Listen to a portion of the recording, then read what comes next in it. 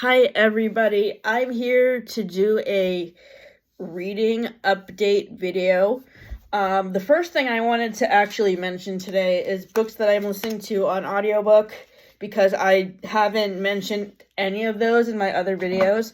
I also wanted to talk about the books that I'm reading on ebook. So for audiobooks this month, I have been listening to Deep End by Ali Hazelwood, which was a DNF because it was too smutty. Dream Girl Drama by Tessa Bailey was also a DNF for the same reason. I'm also rereading Angela's Ashes, so I can discuss it with Kathleen next month. I'm listening to The Favorites by Layne Fargo, which is okay. It's interesting. It's about figure skating and how cutthroat the competition can get. I rated the audiobook 3.5 stars on my Apple Books app. I'm also for audiobooks, I'm listening to Fire Exit by Morgan Talty, the same guy who wrote Night of the Living Rez, and I am 50% of the way through that, and I think I'm going to give it 4.5 stars. I'm listening to the Reese's Book Club pick for February, Isola, which is very interesting. It's like a forbidden romance of this girl named Marguerite and her guardian's secretary, which I'm really liking because, like, they're traveling across the world from London to Canada. This is set in, like, the 1500s. I'm really liking it. Reese Witherspoon is really knocking her picks out of the park so far this year for her book club. I really, really enjoyed The 3 Lives of Kate Kay from last month. That was 4.5 stars, and this is also going to probably be 4.5 stars. Another audiobook that I'm listening to is Brooke Shields' memoir, Brooke Shields is Not Afraid to Get Old. I haven't really seen any of Brooke Shields' movies or other TV shows that she was on besides the Super Bowl episode of Friends. She mentioned the Super Bowl episode of Friends and a behind-the-scenes memory she had where she slid across the carpet during backstage filming of the Super Bowl episode and looked up the leg of Matthew Perry's pants. I was laughing at that scene. And it made me so happy to hear about a funny moment that made Matthew Perry laugh. So, I am about 55% through Brooke Shields' memoir, and I'm really enjoying it. She's actually pretty inspiring with some of the stuff she's saying. Let me get out my reading journal really quick so I can share a quote with you that I really liked.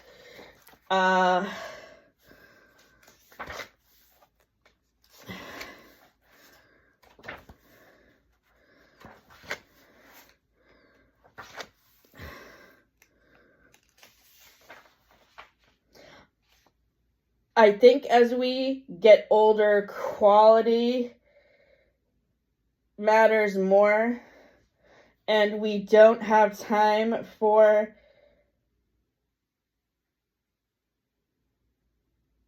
relationships that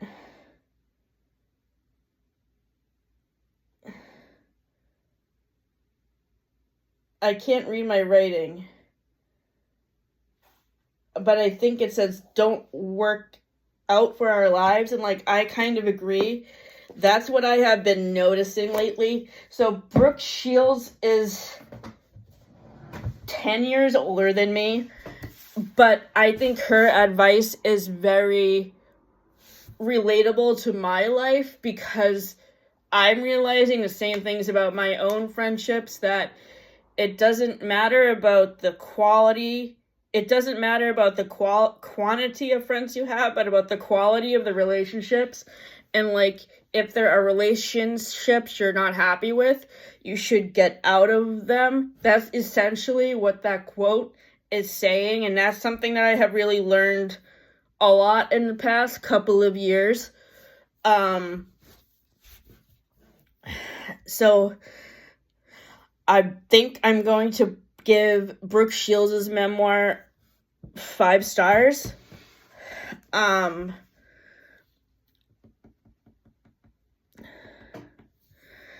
So let's get into physical books now. The first book I wanted to talk about today is called When We Had Forever by Shaylin Gahndi. And this is a romance book that I will read you what it's about. 6 months after her husband died in a car crash, Mina Drake is still mired in a haze of grief. Reminders of her years with Michael are everywhere, but beneath her heartache lies an even more painful emotion. It's a guilty suspicion she can hardly admit to anyone, even herself, that her marriage was over long before Michael's accident.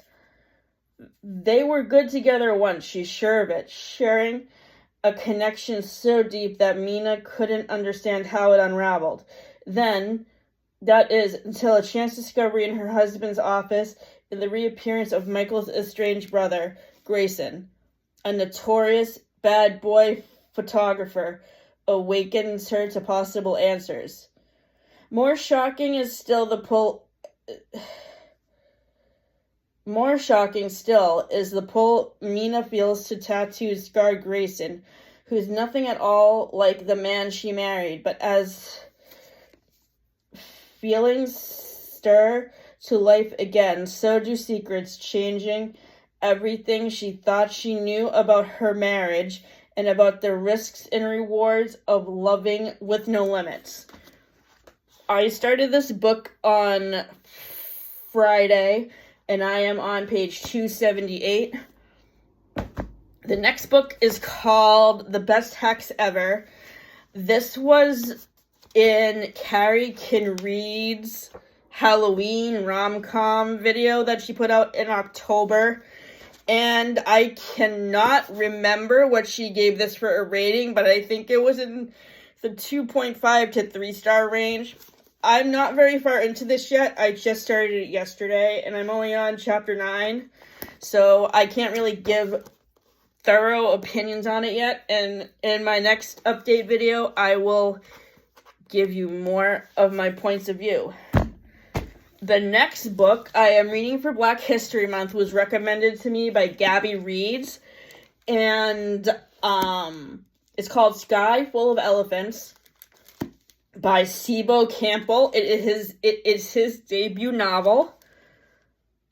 One day, a cataclysmic event occurs. All of the white people in America walk into the nearest body of water. A year later, Charlie Brenton is a black man living in an entirely new world.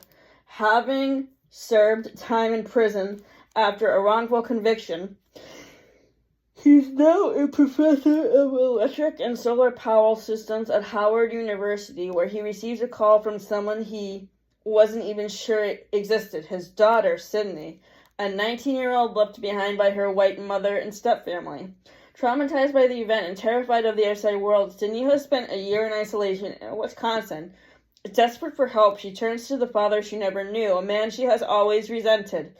Sydney and Charlie meet for the first time as they embark on a journey across a truly post-racial America in search of answers, but neither of them is prepared for this new world and how they see themselves in it. Heading south towards what they now call the Kingdom of Alabama, everything Charlie and Sydney thought they knew about themselves in the world will be turned upside down.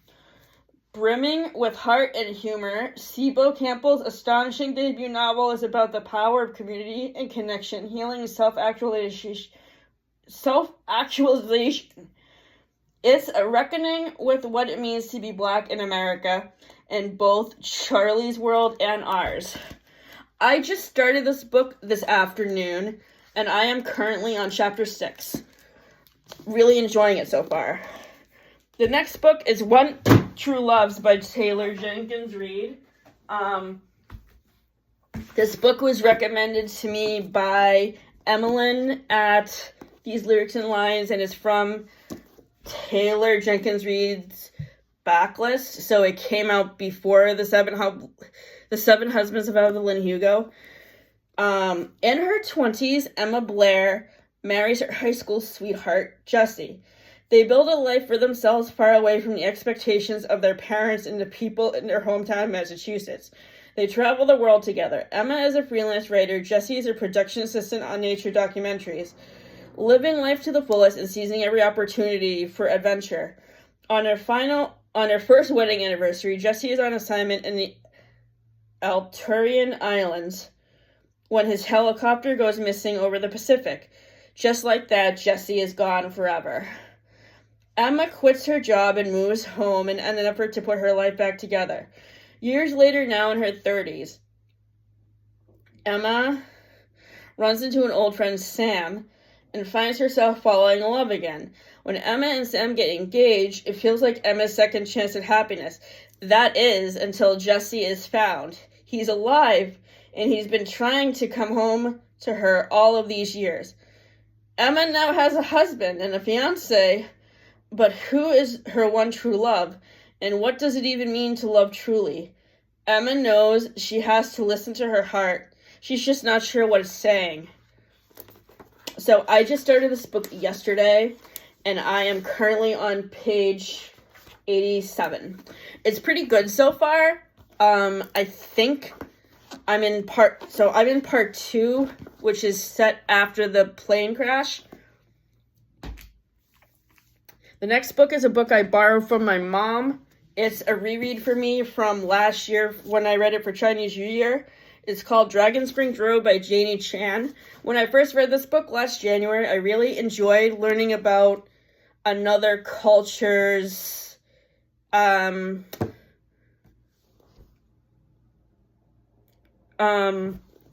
folklore, because this talks about how foxes are seen as enemies in Chinese folklore. And it also can kind of be similar to Spanish folklore too, because I know that in the cartoon show Dora the Explorer, Swiper is an evil fox. And yeah, that's what I kind of make the connections to with this book. This book, the rating is not going to change. So I gave it 5 stars last year. That the rating is not going to change. The next book I'm reading is a buddy read that I'm doing with my friend Anna in New Hampshire. It is Anne Frida McFadden's latest release, which just came out in the middle of last month, called The Crash. The appealing part about this book to me is the fact that it's set in the Maine wilderness, because it's about a girl who gets in a car crash and she gets lost in the woods of northern Maine with no cell service, and people come across her car and take her in for the night. Kind of like how Misery by Stephen King starts off. I just started this book yesterday, and I am on chapter 9. The next book is another new release. It just came out 2 weeks ago, and this is the memoir of the author who wrote Horse and March. And the thing I like about memoirs the most is that I like learning about other people's lives, and I picked this up because I wanted to learn more about one of my favorite authors. She wrote this memoir during COVID after her husband died of a heart attack, and it's basically about how she deals with her grief after losing her husband. I am on page 60. The next book is The Paris Apartment by Lucy Foley. This is about a girl named Jessica who's down on her luck, and she's in between jobs.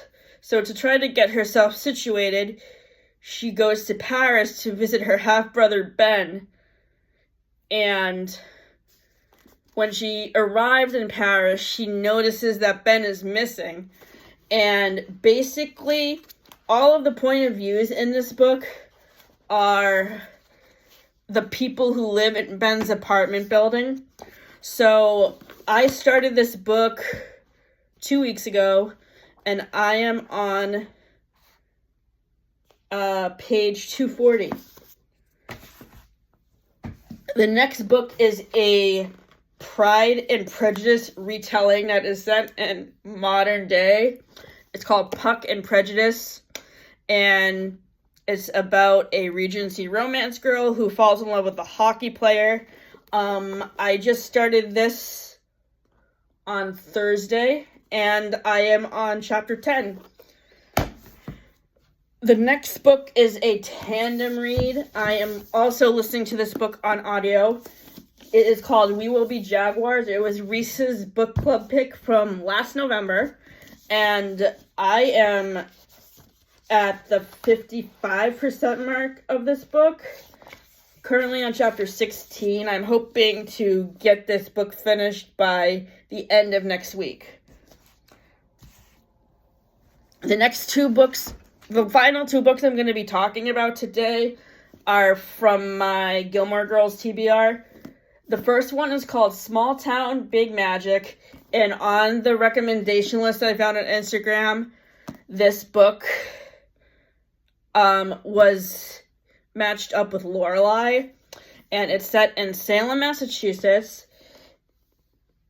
Emerson Wild has built her life, the life of her dreams. Youngest Chamber of Commerce president in St. Cyprian history. Successful indie bookstore owner, and lucky enough to have her best friends as found family. Done. But when Emerson is attacked by creatures that shouldn't be real and kills them with what only can be called magic, Emerson finds that the past decade of her life has been a lie. St. Cyprian isn't your average Midwestern river town. It's a haven for witches. When Emerson failed a power test years ago, she was stripped of her magical memories. Turns out, Emerson's friends are all witches, and so is she. That's not all, though. Evil is lurking in the charming streets of St. Cyprian. Emerson now needs to learn to control what's inside her, remember her magic, and deal with old complicated feelings for her childhood friend, cranky yet gorgeous local farmer Jacob North, to defeat an enemy that hides in the rivers and shadows of everything she loves.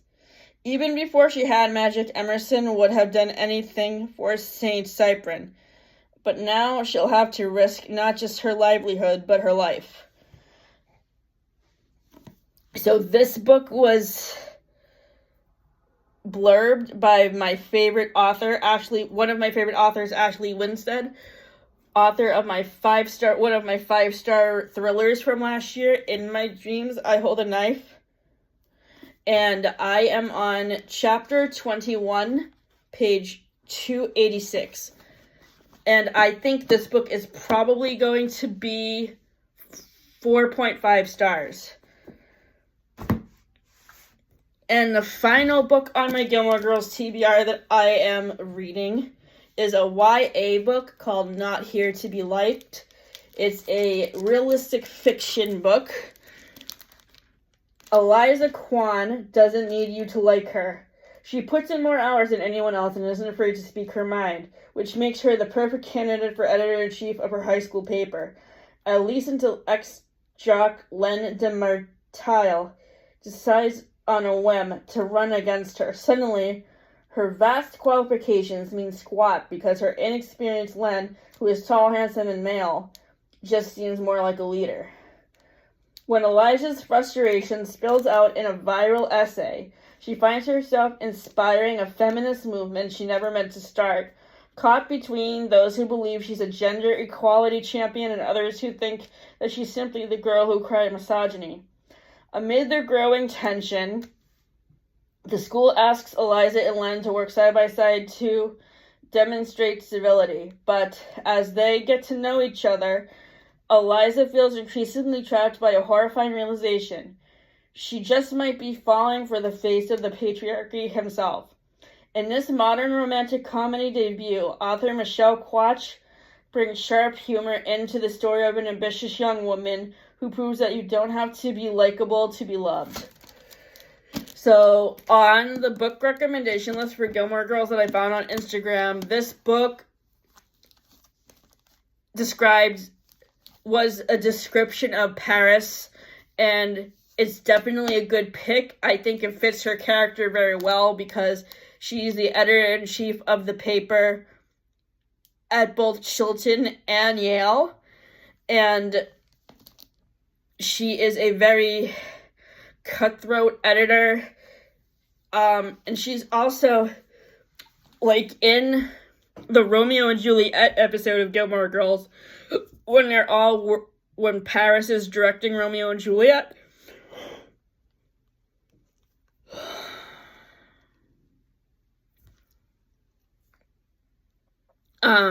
you can tell how cutthroat she is with that too, and how no-nonsense she is about getting things done.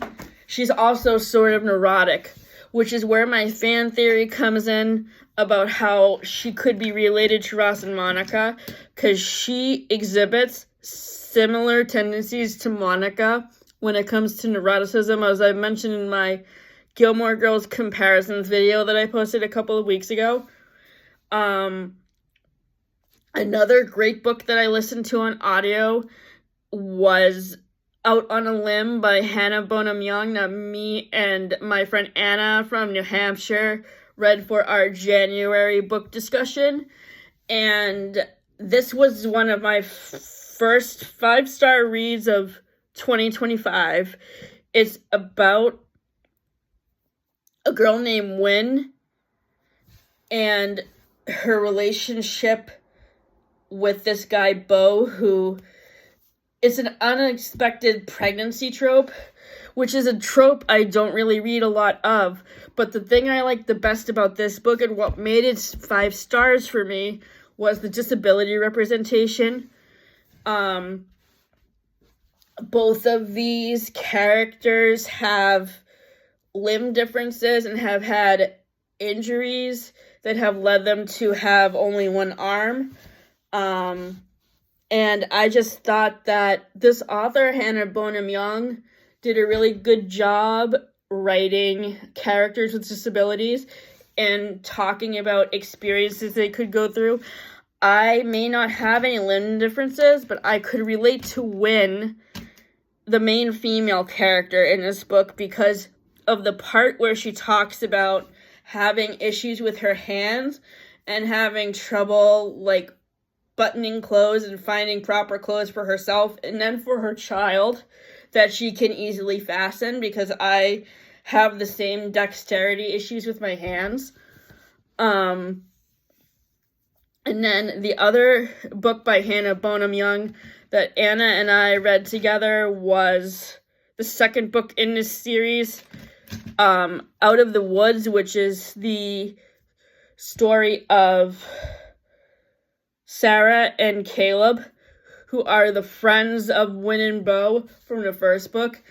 And basically this talks about a couple who has trouble in their marriage, so they have to go to a marriage counseling center that's in the middle of the woods to work on their marriage issues. And the flashback chapters of this book were really sad because it focuses on how Sarah lost her mother to cancer when she was a teenager. I thought Caleb and Sarah's story was interesting. Made a little bit sadder by the fact that they had the flashback chapters about Sarah's mother dying of cancer. I gave Out of the Woods 4.5 stars. I also listened to both Hannah Bonham Young books on audio, and I highly recommend those audiobooks. Thank you. Have a good night.